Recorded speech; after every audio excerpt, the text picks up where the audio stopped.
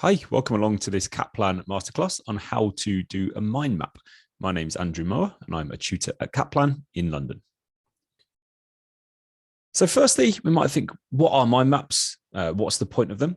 So the first thing we'll look at today is the reasons that we might do a mind map. We're then going to move on to how to create one of these mind maps.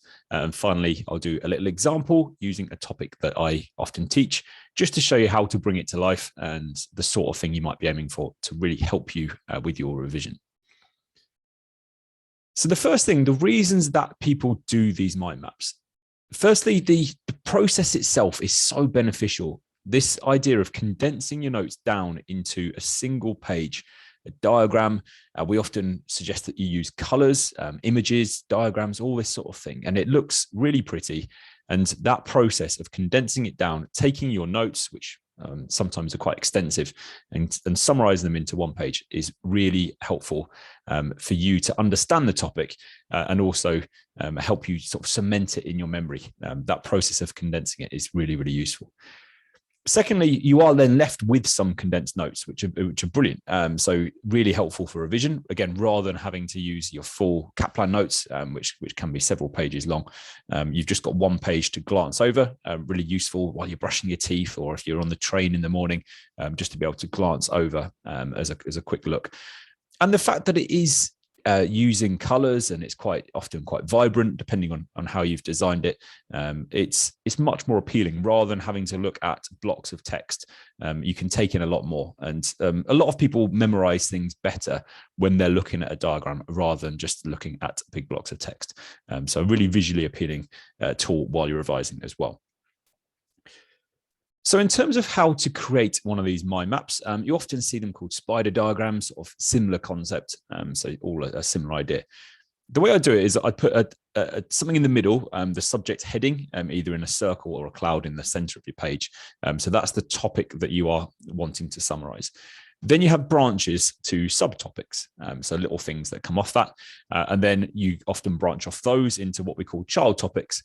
And you might even then branch off again. Again, it depends how complicated the topic is, but you may end up with several branches coming off it.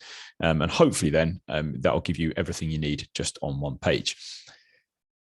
So here's an example that I've done. This is for a topic that I often teach at Kaplan in the financial management syllabus across various qualifications, which is everyone's favorite, the WACC, or the cost of capital. And it is quite a complicated topic. There's a lot going on. There are lots of things to take in. And yeah, the notes often, the chapter on the cost of capital is, I think it's nearly 100 pages long in some qualifications. There's a lot behind it. So what I often like to do is just say to my students, right, let's try and compact this. Let's just try and summarize it just to make sure we've got all the key things you need to be able to calculate it. I'm not saying the other information isn't important, because obviously it is and you need to know it. But in terms of the key things, the things you need to be able to do to get the majority of the marks, let's try and get those into a page. So here we go. I've put the WACC at the center of my page in a nice sort of vibrant pinky purpley color. So try and make the colors as nice as I can, make it as visually as appealing as we possibly can. And then what I've done is I've branched off. So these are my subtopics. So three common things that make up the cost of capital for a company: their equity, their debt, and their preference shares. So I've created these subtopics. Now what I'm going to do is I'm going to branch off again, and under each of those subtopics, I'm then going to explore what else we've got. So under each, so for equity, we've got this thing called the cost of equity. We need the market value of equity. And then for debt, you've got the cost of debt, the market value of debt, and then the same for preference shares. So for each one, in order to calculate this thing, the WACC, you need to use those. Again, don't worry too much about the sort of technical details of what I'm saying. It's more the design that I wanted to get across in this video. So once you've done that, then you can branch off again. And this is where it becomes a little bit more complex. So for the cost of equity, for example, you've got a couple of formulae you can use there. And to work out the market value of equity, you need to do the number of shares times the share price.